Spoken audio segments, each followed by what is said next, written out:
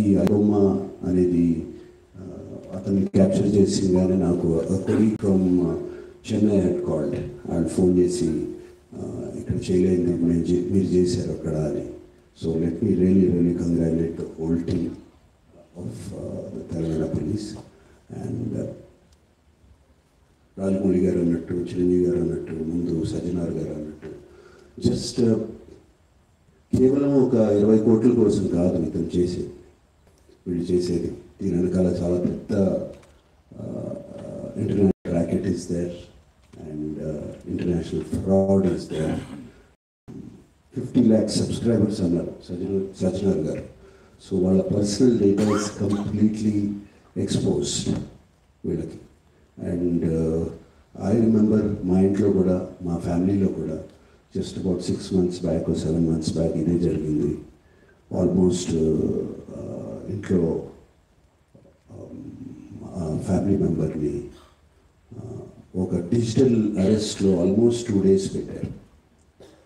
ఇదే సేమ్ ఒక organisation is done. So వాళ్ళు ట్రాక్ చేస్తారు, వీక్నెస్ చూసుకుంటారు, ఎలా పట్టుకోవాలి, వీళ్ళు ఎలా చేయాలి అని చేసి. And they have all the details, credit card account details, everything. And కేవలం మనం తెలియకుండా ఏదో ఒక వెబ్సైట్ ఏదో దొరికింది, ఇది ఇంట్రెస్టింగ్గా ఉందని చెప్పి వెళ్తాం. ఇది సినిమాలు చూపించడం అనేది it is a big trap. అది వాళ్ళకి ఏదో మీకు ఫ్రీగా సినిమాలు చూపించాలని కాదు, వాళ్ళకి దీని వెనకాల చాలా పెద్ద ప్లాన్ ఉంది. To make thousands of crores. 20 crores అన్న సజ్జనార్ గారు అన్నది it's a very small amount వాళ్ళకి.